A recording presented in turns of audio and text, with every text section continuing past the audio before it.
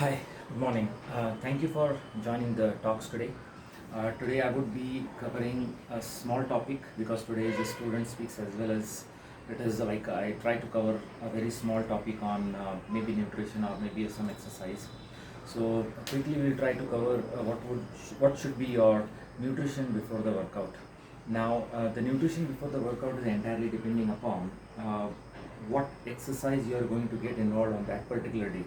Okay, now this is very important because say for example if you are doing endurance training, that is basically doing marathon running, say you want to plan 30 minutes, 45 minutes or maybe even 60 minutes running. So what this activity means? Activity means that you are going to burn the glycogen, that is you are going to burn the carbohydrates whatever you are eating, as well as you are going to also get to the fats. So burning the fat basically, because one carbohydrates, fat and protein, if you will put down all three together, maybe I'll just quickly explain.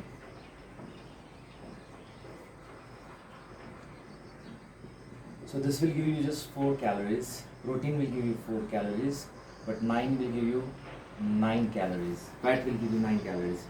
What I mean is having this combination for endurance training, uh, not so favorable. Having this combination for the endurance training is much favorable. What is kettlebell training? Kettlebell training is all about endurance training. Well, again, if you are lifting 2 kettlebells, the theory is going to be different. If you are lifting one single kettlebell for a longer amount of time, the theory is going to be different.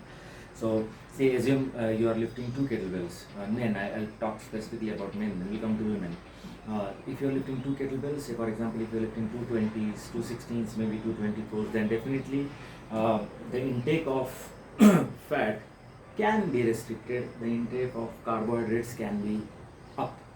So again, carbohydrates, I'll come back again because it is again split up into two parts, that is the simple carbohydrates and complex carbohydrates. But what happens is primarily why I'm trying to share this via topic is we really ignore this, and this is very important, especially when you are doing kettlebell training. Also, if you are engaged into any kind of endurance training, basically people do a lot of loading, that is a day before. Also, if they want to run 21 kilometers or they really want to run marathon, they do the loading of fats. I have seen people eating ghee, that is two at least for 200-250 grams in 2 to 3 sittings all throughout the day, and that is how they basically load the fat. I have tried that, not that high, uh, because I have not really done any marathon, but of course when I was doing when I did 1 hour lifting in Poland, 24 kilos, 608 reps. You must have seen that video on the YouTube. Of course, I did a lot of loading of fat, but of course, I was in Poland, so I actually carried my fat, that's coconut oil, and it was so unfortunate that everything got spilled off in my bag, and I was remaining with only this much. So I have to manage with a lot of cheese and a lot of other fat substance, which basically was available. And of course, it was a winter day, so it was really tough for me to get all these things and to really digest, eat, rest, sleep, and then compete. Okay, but that was a part of just my travel experience, travel where I went and basically lifted for India. But when we talk about intakes, you need to understand that it has to be very much balanced. Specifically, when you are doing mix up of double kettlebells, then you need to also add fat in your pre-workout as well as add carbs. You can restrict protein little bit. So, say for example, if I'm having say around 50% of fat. So I will see this. Okay, and it can be split into the balance 25-25 can be split into carbs and protein if you are really doing intense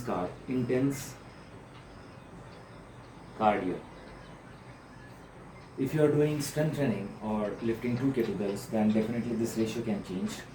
You can reduce the fat content, but you can improve your complex carbohydrates. So if this is carbs, carbs can go to 40%.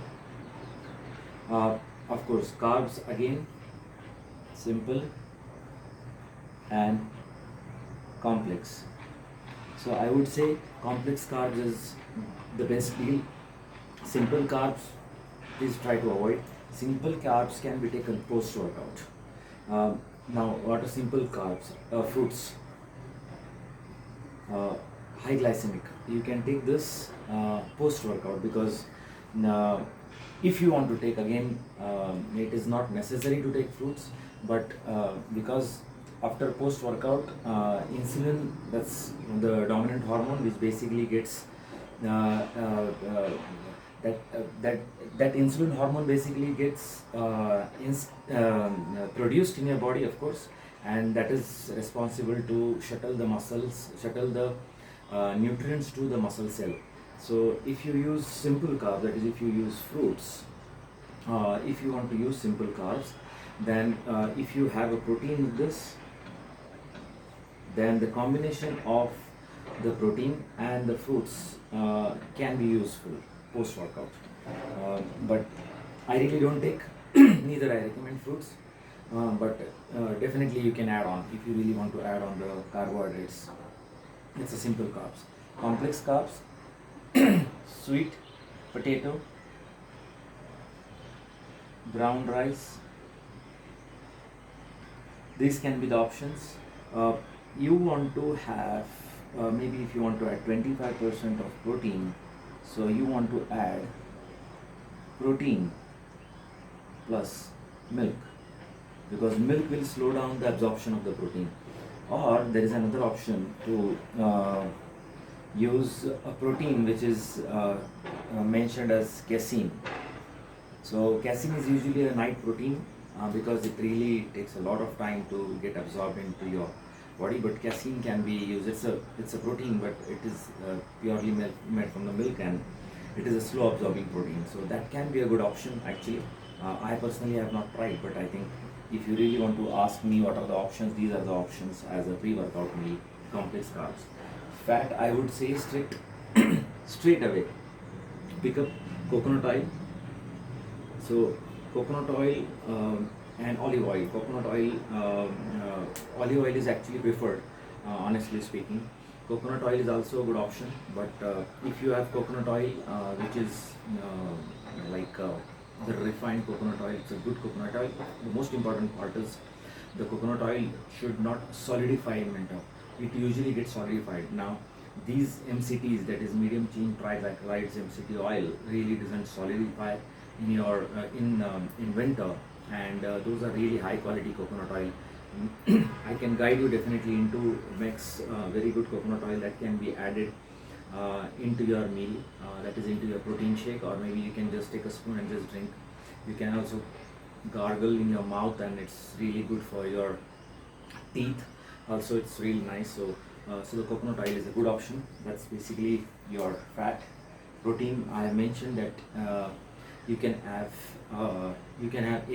eggs. You can have it in the form of an omelette, rolled up with the sweet potato and brown rice. I mean, brown rice is difficult, but then definitely you can take sweet potato and omelette, and fat in the form of coconut oil. So that's one combination. Then casein, that is casein in water plus coconut oil. That's the second combination. Brown rice can be added along with, say, you want to add, maybe you want to make the brown rice, maybe you can just want to stir fry in a little olive oil, add some spices, and add egg burji, again cooked in olive oil. So egg burji can be a little spicy, because brown rice really difficult to eat like that.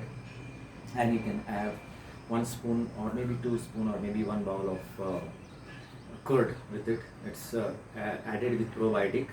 So I have given you 3 options. So you can have these options, because that will have added of fat also, protein also in a not really high dose, but again it's like a medium 25 to 30%. Carbohydrates is little high. Now, if you are specifically on a ketogenic diet, if you are into a ketogenic diet, then definitely carbs really doesn't come into the picture. But again, that's a totally different nutrition, because you're on the keto all throughout the day. and again you produce ketones, and of course the added benefits and advantages of ketogenic diet is very different, because I'm sure many people are getting into all this various nutrition thing until your goal really, until you really have a defined goal. If you want to lose weight, then definitely you cut down on the carbohydrates. But if you want to do intense training, then cutting down on carbohydrates will really not work much. And even if you will be lean, honestly speaking, even if you try to lose weight, you will also lose strength, and that should not happen, because what happens is, again, your body also drops down on the immune system if you really do not have the strength, and you are prone to probably injuries, prone to the problems like nowadays maybe COVID. So ensure that the equal amount of all the nutrients are there in your nutrition before the workout. Next is, many people try to take the supplements, that is basically pre-workout supplements. Not really recommended as far as kettlebell training is concerned. I'll tell you the reason: because the pre-workout has around 25 mg of caffeine, so that is, say, 20 times more powerful than a simple coffee. So it's very powerful, and it really stimulates your central nervous systems and makes you awake, and it really keeps you awake for 6 hours, and you actually finish your workout in 1 hour. So pre-workout nutrition in the form of pre-workouts, not recommended much when it is kettlebell training. But when it is an intense strength training where you want to lift heavy deadlift, squat, 2x 3x of body weight, yes, the answer is yes. Again, how far you can take up that tolerance is also important. Next is, if you are really working out in the evening, then it is going to be very challenging for you to sleep, because if you are working out at 7 and if you are taking pre-workout at 6 and you finish your workout at 8:39, then say 6 to 8 hours, say, you have to, I mean, you probably would be awake till 1, 2 maybe, I don't know. I have tried that 1 or 2 times, and it's not a good idea. I mean, if you really want to do very good heavyweight training like powerlifters, they do take the pre-workout because they really want to stimulate their central nervous system, and it is needed at that level, not at the general fitness level. So pre-workout is like you can just remove that from your nutrition plan. Arginine and all these nutrition things can be taken. I would suggest you, the most important is NO, nitric oxide. Now, nitric oxide supplement is good because that gets into your vein, and so there are two things: vasoconstriction and vasodilation of the veins. So what happens is, when you take the nitric oxide, it really enlarges the veins, because that really supplies the nutrition to different muscles, and the supply of the heart from the blood to different parts of the body is at a faster rate.